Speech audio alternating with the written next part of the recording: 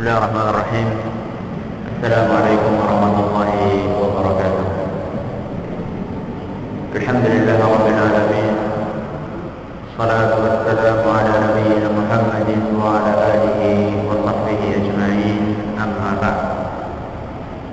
Kita panjatkan puji syukur kepada Allah Subhanahu wa taala pada malam yang di bawah guyuran air hujan ini kita masih kembali diberi hidayah, taufik, kesehatan dari Allah Azza wa Jalla sehingga kita bisa menghadiri pengajian yang kita harapkan termasuk ibadah yang diterima di sisi Allah Subhanahu wa taala. Amin ya rabbal alamin. Salawat dan salam semoga selalu tersanjungkan ke Nabi besar kita Muhammad sallallahu alaihi wasallam, kepada para sahabatnya, keluarganya dan umatnya yang mengikuti tuntunannya hingga akhir hayat. Pertama kali kami mengucapkan ribuan terima kasih kepada Takmir Masjid Darussalam yang telah memfasilitasi adanya pengajian ini, dan kami berharap semoga Allah Subhanahu wa taala berkenan untuk menjadikan amal kebaikan mereka di dalam timbangan kebaikan yang bisa diambil manfaatnya nanti pada hari kiamat. Amin ya rabbal alamin. Materi pengajian kita insyaallah tentang tafsir Al-Quran, dan insyaallah kita akan membahas dan berusaha memahami makna dari ayat-ayat Al-Quran yang ini adalah merupakan pegangan utama kaum muslimin. Karena begitu pentingnya tafsir Al-Quran ini, sebelum kita membahas Al-Quran ayat per ayat, kami memandang perlunya ada beberapa muqaddimah, perlunya ada beberapa pendahuluan sebelum kita mengkaji isi dari Al-Quran. Sekurang-kurangnya Allah Ta'ala ada 3 poin penting yang perlu kita pelajari sebelum kita lebih dalam mengkaji isi dari Al-Quran. 3 muqaddimah tersebut, yang pertama adalah keutamaan membaca Al-Quran. Apa saja fadilah, pahala spesial yang akan dipetik oleh orang yang membaca Al-Quran. Muqaddimah yang kedua, kenapa kita harus memahami Al-Quran? Kenapa kita harus memahami Al-Quran? Apakah tidak cukup kita hanya membaca saja? Ataukah kita harus sambil membaca memahami apa yang kita baca? Ini muqaddimah yang kedua. Muqaddimah yang ketiga, beberapa kaidah penting dalam ilmu tafsir. Beberapa kaidah penting dalam ilmu tafsir. Kita mengetahui pada zaman ini banyak sekali orang yang berdalilkan dengan Al-Quran dan Sunnah Nabi Sallallahu Alaihi Wasallam. Sampai-sampai ada sebuah buku yang muncul dan menjadi bestseller sampai dicetak sekian belas kali. Berjudul apa? Ternyata akhirat tidak kekal. Ternyata apa? Akhirat tidak kekal. Di dalam buku ini ingin menjelaskan bahwasanya surga dan neraka itu tidak kekal. Penulisnya mengklaim bahwasanya kesimpulan ini berdasarkan ayat-ayat di dalam Al-Quran. Dia mengatakan bahwasanya saya sudah mengkaji ayat-ayat yang ada dalam Al-Quran secara holistik, katanya. Apa holistik? Secara menyeluruh. Dari A sampai Z sudah dibaca. Kesimpulannya apa? Kesimpulannya akhirat tidak apa? Tidak kekal. Kok bisa ya? Berdalilkan dengan Al-Quran, kesimpulannya apa? Surga dan neraka tidak kekal. Karena memahami Al-Quran tanpa kaidah. Tanpa apa? Tanpa kaidah. Maka muqaddimah yang ketiga adalah kita akan membahas tentang beberapa kaidah penting di dalam memahami Al-Quran atau di dalam ilmu tafsir. Pada malam hari ini kita akan hanya mengambil satu muqaddimah saja, yaitu muqaddimah yang pertama, keutamaan membaca Al-Quran. Kaum muslimin dan kaum muslimat yang semoga senantiasa dirahmati oleh Allah, banyak sekali ayat-ayat di dalam Al-Quran yang memerintahkan kepada kita untuk membaca Al-Quran.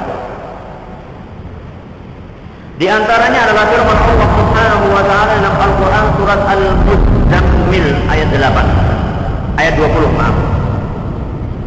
Di dalam Al-Quran surat Al-Muzzammil ayat 20 Allah Subhanahu wa taala berfirman, "Faqra'u ma tayassara minal Qur'an." Faqra'u ma tayassara minal Qur'an, yang artinya adalah bacalah apa yang mudah bagimu dari Al-Quran. Di sini Allah Subhanahu wa taala memerintahkan kepada kita untuk membaca Al-Quran. Dan di dalam ayat lain surat Al-Kahfi ayat 27 Allah Subhanahu wa taala memerintahkan, "Watlu ma uhiya ilaika min kitab rabbik." Wahai Muhammad, bacalah apa yang diwahyukan kepadamu dari Rabb, yaitu dari Allah Subhanahu wa taala berupa Al-Quran. Dan masih banyak ayat-ayat lain yang menjelaskan dan memerintahkan kepada kaum muslimin untuk membaca Al-Quran. Allah Subhanahu wa taala tidak mencukupkan diri dengan hanya memerintahkan untuk membaca Al-Quran,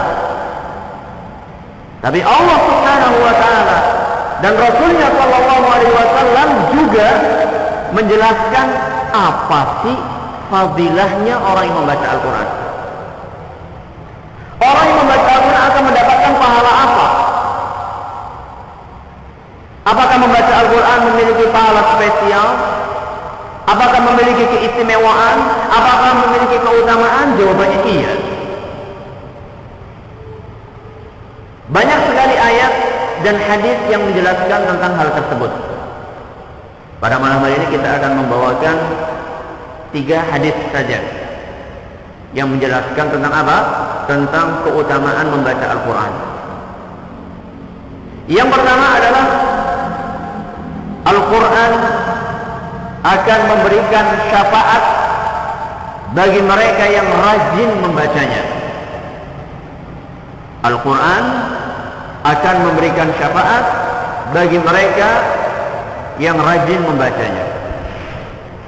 Di dalam satu hadis sahih yang diriwayatkan oleh Imam Muslim, Rasulullah sallallahu alaihi wasallam bersabda, "Iqra'ul Qur'an."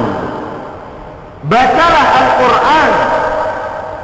Kenapa wahai Nabi? Kata beliau sallallahu alaihi wasallam, "Fa innahu ya'ti yaumal qiyamati syafi'an li ashabihi." Karena Al-Quran pada hari kiamat nanti akan datang memberikan syafaat bagi orang yang rajin membacanya. Ini dalam suatu hadis yang diriwayatkan oleh Imam Muslim. Kata Nabi, bacalah Al-Quran. Kenapa? Karena Al-Quran nanti pada hari kiamat akan datang dan memberikan syafaat kepada orang yang rajin membacanya.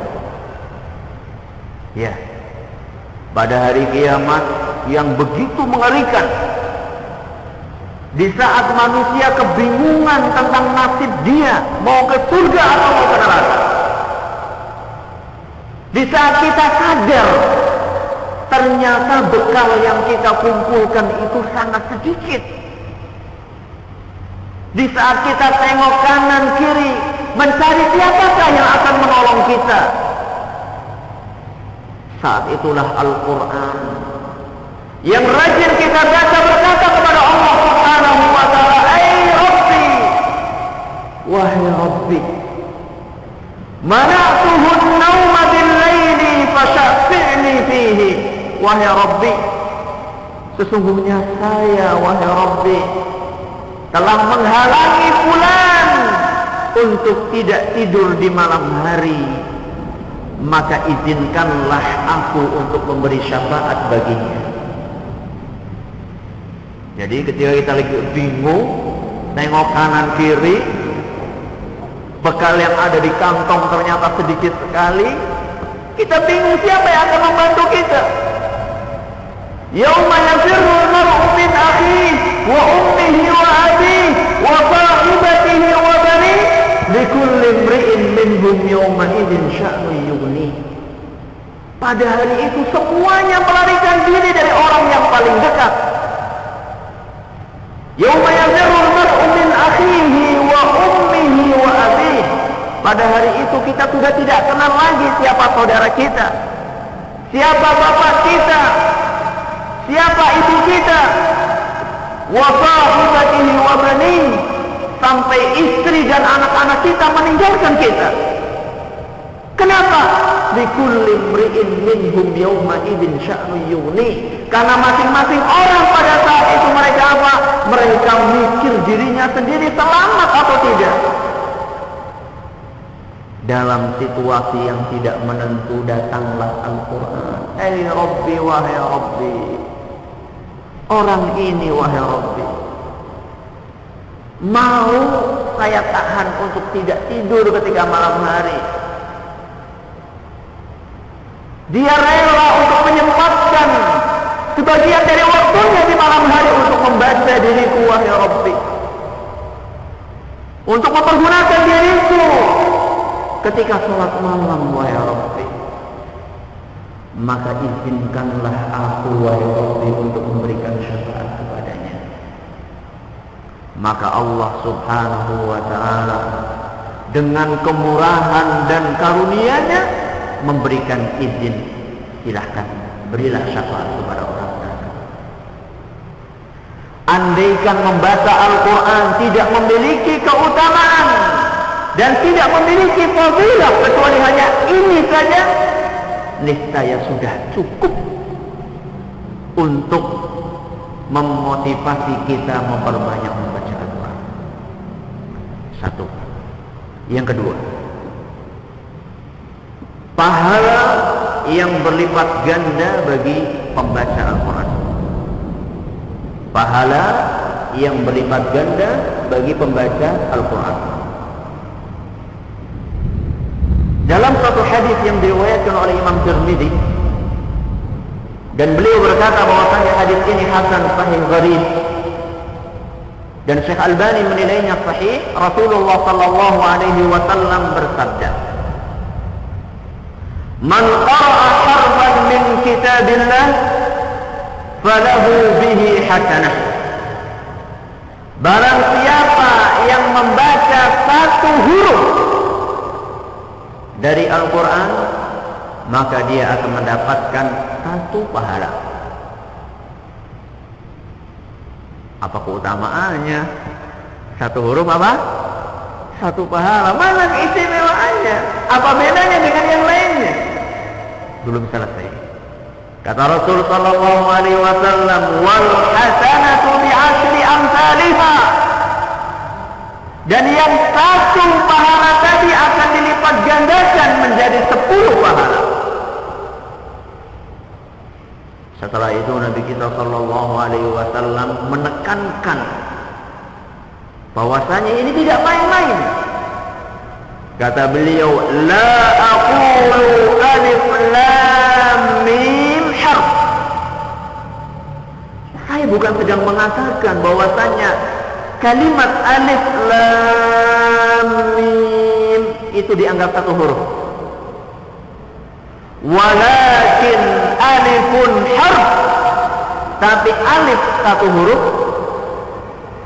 lamun harf, lam satu huruf, wa mimun harf, dan mim satu huruf. Berarti berapa huruf?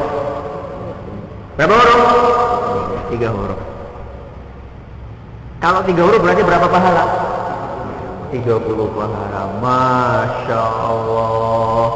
Kurmaca alif lam mim. Berapa pahala? 30 pahala. Bagaimana seandainya orang yang membaca Bismillahirrahmanirrahim? Berapa huruf? Ambulah. Berapa huruf? Setiap hari membaca Bismillahirrahmanirrahim, masa nggak tahu berapa huruf? Berapa huruf? 19 huruf. Bayangkan, Bismillahirrahmanirrahim 19 huruf. Berarti berapa pahala kita dapat? 190 pahala. Berapa menit kita membaca Bismillahirrahmanirrahim? Hah? Berapa menit? Orang nanti setengah menit, mungkin 1/4 menit lah. Allahu Akbar. Dalam 1/4 menit kita mengantongi 190 pahala. Maka rugi sekali orang yang tidak memanfaatkan kesempatan emas ini dengan sebaik-baiknya. Bagaimana dengan orang yang mengkhatamkan Al-Quran? Akan mendapatkan berapa juta, berapa triliun pahala. Maka kadang saya itu merasa heran melihat dan mendengar sebagian orang yang mengeluh, bingung mengisi waktu kosong, terutama para pensiunan. Pensiun kira ngapa ya? Biasanya jam 7 stik mangkat kantor, mungkin sampai siang, habis itu capek tidur. Ini pagi-pagi gak ada yang dikerjakan. Akhirnya apa? Akhirnya duduk di atas kursi goyang di depan rumah, ngalamun, ngelihat orang yang lalu lalang di jalan depan rumahnya. Mungkin ditemani dengan burung perkututnya, atau ditemani dengan kopi dan rokoknya. Berjam-jam duduk seperti itu. Heran saya. Andaikan setengah saja dari waktu yang berjam-jam itu dia gunakan untuk membaca Al-Quran, sudah berapa ribu pahala yang dia dapat. Ketika ada sebagian orang dinasehati untuk rajin membaca Al-Quran, ada yang beralasan, wah, saya itu belum pintar membaca Al-Quran. Saya itu kalau membaca Al-Quran itu terbata-bata. Atau orang Jawa mengatakan grotal gerakul. Gimana saya mau baca Al-Quran? Saya masih terbata-bata membaca Al-Quran. Bagaimana jawabannya? Bagaimana menjawab orang-orang yang mengatakan seperti itu? Beralasan malas membaca Al-Quran karena dia belum mahir membaca Al-Quran. Jawabannya adalah dengan kita katakan, sampai orang yang masih terbata-bata dalam membaca Al-Quran pun tetap dijanjikan untuk mendapatkan pahala. Bahkan pahalanya double. Bukan hanya 1, tapi 2. Dalam suatu hadis yang diriwayatkan oleh Imam Muslim, Rasulullah sallallahu alaihi wasallam bersabda, Al-mahir bil Quran,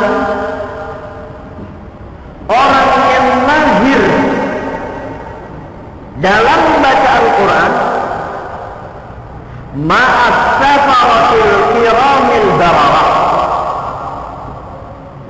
dia akan beserta para malaikat yang mulia dan baik.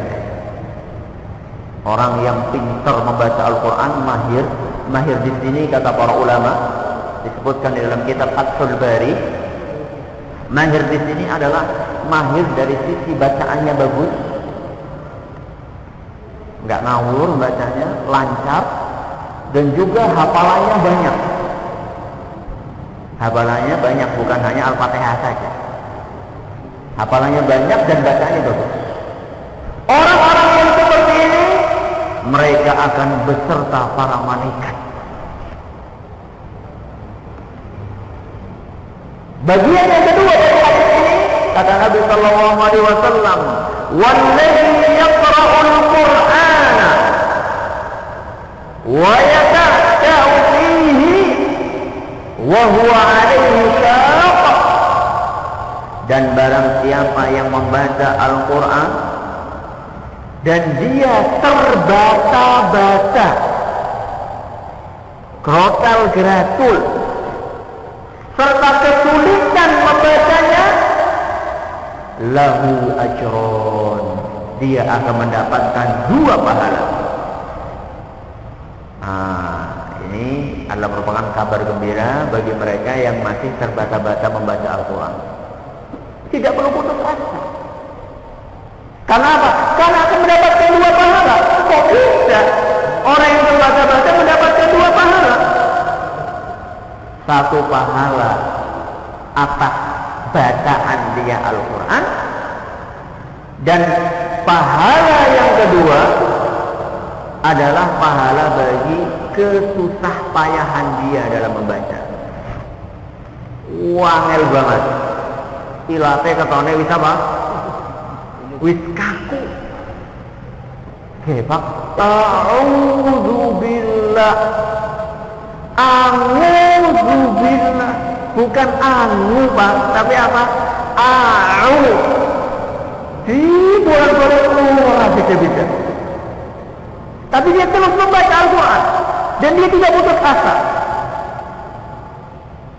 Maka orang yang seperti ini akan mendapatkan 2 pahala. Pahala yang pertama adalah dia atas bacaan Al-Qurannya. Yang kedua adalah atas apa? Atas kesusah payahan dia dalam membaca. Wah, kalau kayak gitu berarti yang terbata-bata ini lebih utama dong daripada yang mahir. Karena mendapatkan berapa pahala? 2 pahala. Gitu enggak? Gitu apa enggak? Hah? Enggak. Loh, kenapa enggak? Ya jelas enggak lah. Karena orang yang mahir itu, dia itu melebihi, bukan hanya dapat 2 pahala, pahalanya banyak, sampai dia itu apa? Berjejeran sama apa? Sama malaikat. Enggak sembarangan. Sama malaikat mereka berdampingan. Kemudian orang yang mahir, dia itu kan dulu pernah belajar, belajar lama sampai dia bisa mahir membaca Al-Quran. Dia meluangkan sekian banyak waktunya untuk menghafal. Orang yang seperti ini mana mungkin keutamanya lebih kecil dibandingkan orang yang tidak seperti itu, yang bacanya cuma jarang-jarang. Ini keterangan yang disampaikan oleh Imam An-Nawawi rahimahullah di dalam kitabnya Syarah Sahih Muslim. Maka tentunya hal ini akan memotivasi bagi siapa yang masih terbata-bata membaca Al-Quran. Tidak perlu malu untuk kembali mempelajari Al-Quran, meskipun harus dari Iqra jilid berapa? Jilid 1. Wow, tua kok. Kon kaya bocah-bocah TPA. Sorry ya. Tidak seperti itu. Tidak ada istilah terlambat untuk belajar, apalagi belajar ilmu agama, apalagi belajar Al-Quran. Yang ketiga, Keutamaan yang ketiga, tingginya derajat seseorang di surga. Tingginya derajat seseorang di surga tergantung banyaknya ayat Al-Quran yang dia baca. Tingginya derajat seseorang di surga tergantung banyaknya ayat Al-Quran yang dia baca. Perlu kita ketahui, surga itu tidak satu tingkatan. Surga itu bertingkat-tingkat. Kata Rasulullah SAW dalam satu hadis yang diriwayatkan oleh Imam At-Tirmidzi, dan Syekh Albani menilai bahwasanya hadis ini adalah sahihun li ghairihi. Kata beliau sallallahu alaihi wasallam, fil jannati mi'atu darajah. Surga itu terdiri dari 100 tingkatan. Berapa tingkatan? 100. Ma baina kulli darajataini mi'atu am. Jarak antara satu derajat ke derajat yang lainnya sejauh perjalanan 100 tahun. Berapa tahun? Berarti supaya bisa sampai ke derajat yang ke 100 butuh berapa tahun? 100 dan 10.000 tahun supaya bisa sampai derajat yang paling tinggi. Itulah derajat para nabi alaihi wassalam. Saking jauhnya derajat yang di atas kita sampai Nabi kita sallallahu alaihi wasallam pernah mengumpamakan bagaimana sih orang yang di derajat pertama itu melihat orang yang di derajat kedua. Kata Nabi sallallahu alaihi wasallam dalam satu hadis yang diriwayatkan oleh Imam Bukhari dan Muslim, "Inna ahlal jannah yatara'awna ahlal ghuraf min fawqihim." Penduduk surga melihat orang yang tinggal di tingkat di atasnya, kama tatara'awna al-kawkab ad-durriy al-ghabira fil ufuq min al-masyriq aw al-maghrib. Dia melihat orang yang di atasnya seperti kita melihat bintang yang gemerlapan menjauh di sana di ufuk langit timur dan barat.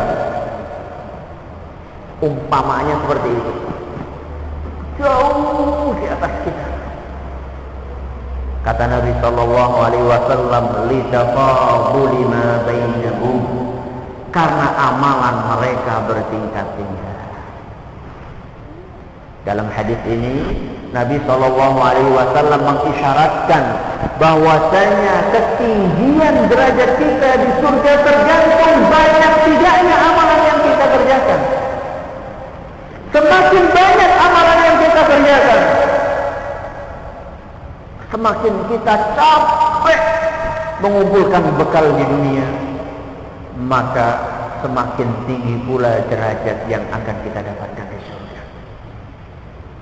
Salah satu amalan yang dijanjikan oleh Nabi Sallallahu Alaihi Wasallam akan mengangkat derajat kita di surga adalah membaca Al-Quran.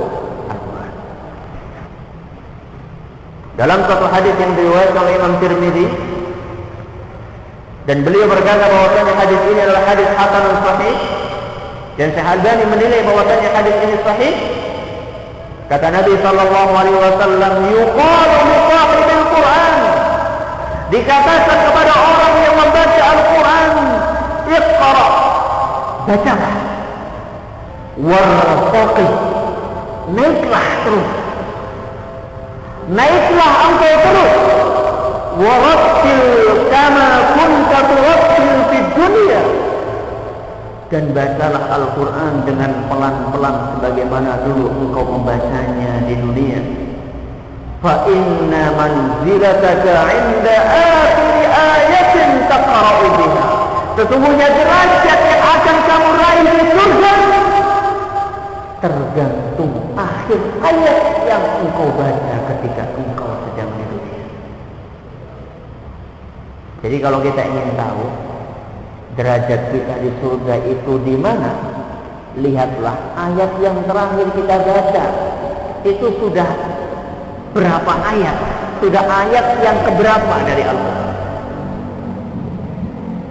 Semakin banyak ayat yang kita baca, maka peluang untuk naik ke tingkatan berikutnya semakin terbuka lebar di depan kita. Dari sinilah kita bisa memahami kenapa kok para sahabat Nabi Sallallahu Alaihi Wasallam sebelumnya Nabi kita Sallallahu Alaihi Wasallam begitu rajin untuk membaca Al-Quran. Pernah suatu ketika Rasulullah Sallallahu Alaihi Wasallam sholat malam, dalam satu rakaat beliau membaca surat Al-Baqarah, kemudian surat Ali Imran, surat An-Nisa, dan seingat saya juga surat Al-Maidah. Berapa surat? 4 surat. Bukan kulhu, inna a'toina, wal asri, sama apa lagi yang paling pendek? 4 suratnya bukan surat-surat itu. 4 suratnya apa? Al-Baqarah. Berapa juz Al-Baqarah itu? 2,5 juz. Habis itu apa? Habis itu Ali Imran. Habis itu Al-Maidah. Habis itu An-Nisa. Allahu Akbar. Maka diceritakan oleh Aisyah radhiyallahu anha bahwasanya Rasulullah sallallahu alaihi wasallam kana yusalli hatta tatafakkarat qadamah. Rasulullah sallallahu alaihi wasallam salat malam sampai kakinya bengkak. Saking apa? Saking lamanya beliau berdiri. Ditanya, wahai Rasul, mengapa sih engkau sedemikian rupa salat malam? Wa qad ghufira laka ma taqaddama min dhanbika wa ma ta'akhkhar.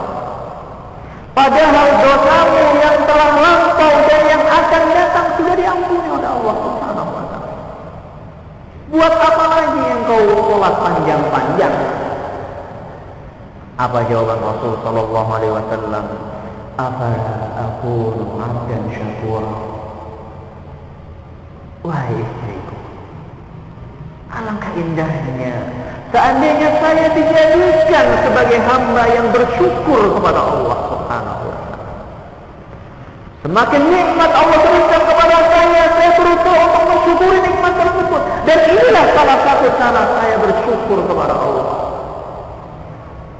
Andaikan dalam satu malam, satu rakaat beliau membaca sekian ratus ayat Al-Quran, maka tidak heran seandainya beliau berada di tingkat yang paling tinggi di surga.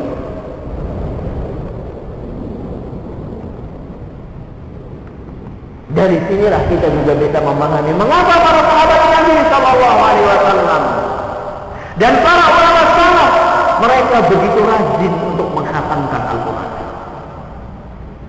Banyak di antara mereka yang menghatamkan Al-Quran setiap 3 hari sekali. Berarti satu hari berapa juz? 10 juz. Terus mereka membaca Al-Quran. Waktu-waktu mereka diisi dengan membaca Al-Quran.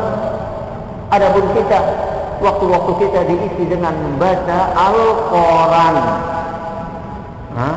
Bukan Al-Quran, tapi Quran.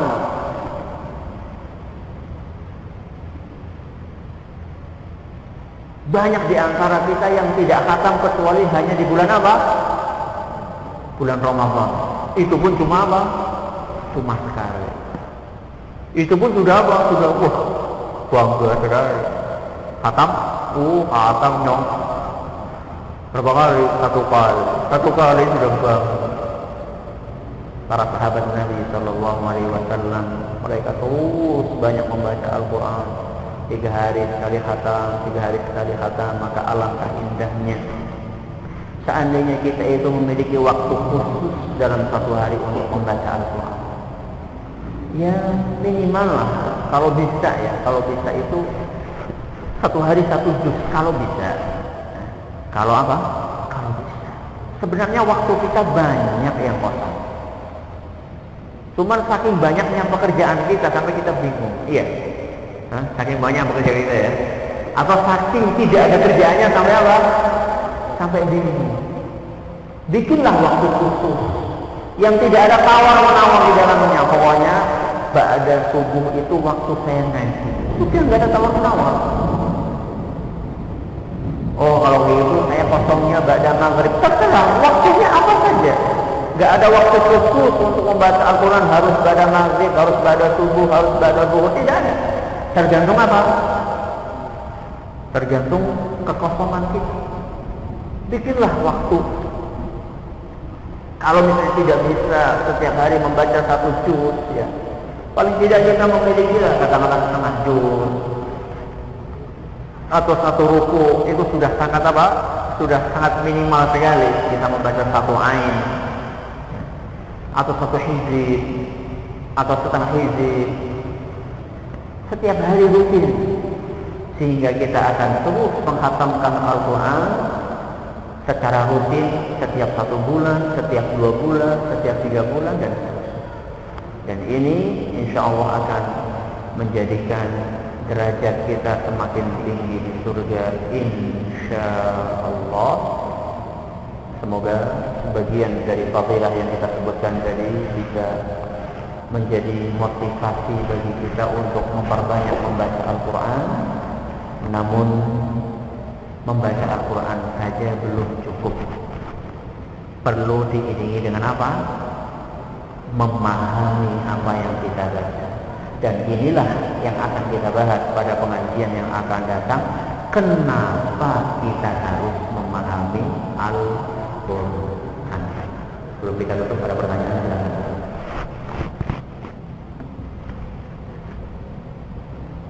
Isya jam berapa? 17 berarti 6 menit. Ada sekitar 6 menit, silakan.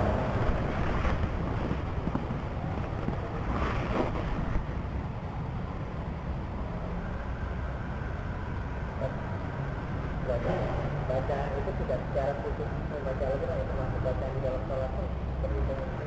Iya, termasuk bacaan di dalam sholat pun terhitung yang pahala tadi. Jadi yang memang konotasi sebagian orang itu membaca Al-Quran maksudnya adalah buka apa? Buka Al-Quran duduk, tidak. Bukan hanya itu termasuk, tapi yang dalam sholat juga termasuk. Bahkan itu salah satu cara ya bagi mereka yang menghafal Al-Quran, itu salah satu cara yang sangat manjur untuk menjaga hafalan. Karena otak kita itu membutuhkan untuk dilatih. Kalau kita ngulangi hafalan Al-Quran sambil megang Al-Quran ditutup, nah, Al-Qurannya memang di depan dia, tapi dia tutup. Kalau dia lupa, buru-buru apa? Buru-buru buka. Apa ya lanjutannya? Tapi kalau dalam sholat kan enggak. Kita apa? Ditutup untuk apa? Apa ya kelanjutannya? Dan inilah otak kita diasah saja. Supaya apa? Supaya mau bekerja. Kalau Al-Quran di depan kita, itu kan misalnya malas bekerja. Ya kayak orang ngitung dagangan. Kalau kebiasaan pakai apa? Pakai kalkulator ya. Kalau kebiasaan ngitung dagangan pakai apa? Pakai kalkulator. Kadang-kadang orang beli 1.000, duitnya 10.000 harus pakai apa? Kalkulator berapa, ngitung apa? Kembaliannya. Padahal kan mudah sekali. Duitnya 10.000, belinya 1.000. Berapa kembaliannya? 9.000. Tapi harus pakai apa?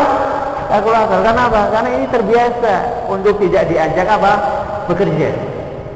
Begitu pula ketika membaca Al-Quran, ketika sholat.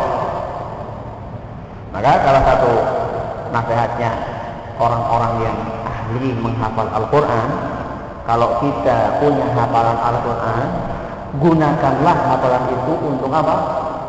Untuk bacaan ketika sholat. Pertama, itu akan mengasah otak kita. Kemudian yang kedua juga akan menuntut kita untuk berusaha memahami apa yang dibaca. Beda dengan orang yang sholatnya itu bacaannya itu saja. Bacaannya kalau bukan qul a'udzu birabbin nas, qul a'udzu birabbil falaq, kalau enggak qul huwallahu ahad. Itu terus bacaannya. Saking biasanya rutinnya dia membaca surat-surat tersebut, akhirnya apa? Akhirnya dia sudah membaca itu secara otomatis, secara refleks, sehingga kesempatan untuk memahami apa yang dia baca menjadi kecil sekali. Tapi kalau misalnya dia selalu pindah-pindah bacaannya, meskipun hanya juz amma saja, tapi selalu apa? Diganti-ganti bacaannya, maka otak kita tertuntut untuk apa? Untuk membaca, untuk berusaha memahami apa yang kita baca. Ada lagi, silakan.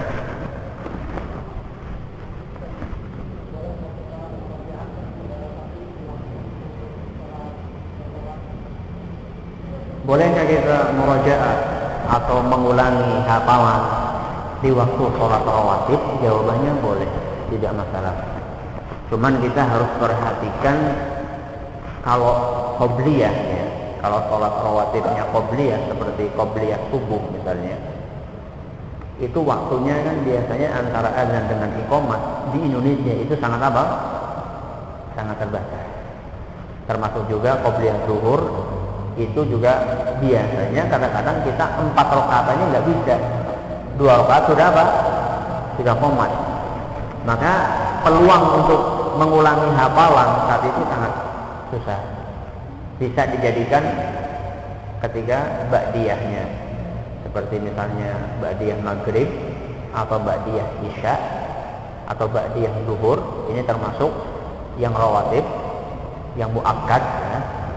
Maka saat itu kan bebas, orang habis sholat kan kita mau baca panjang pun nggak masalah, nggak akan tertabrak apa-apa. Tapi secara hukumnya nggak masalah. Di Saudi misalnya, di Saudi itu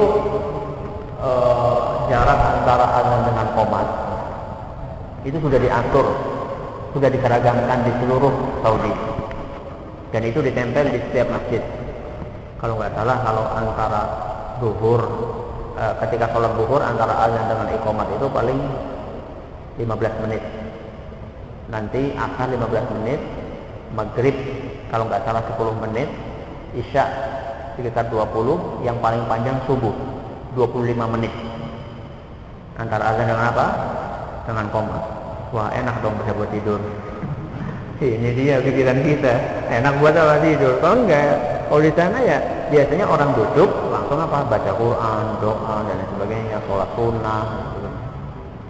Kalau ini waktunya luang untuk apa? Untuk mengulangi hafalan. Tapi kalau kayak di negeri kita ya sangat terbatas. Ada lagi? Nomor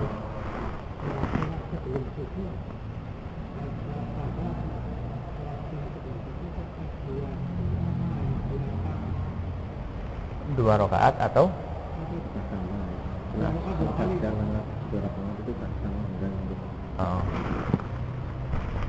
yang dimaksud dalam hadis Nabi sallallahu alaihi wasallam, rakaatul fajri khairun minad dunya wa ma fiha.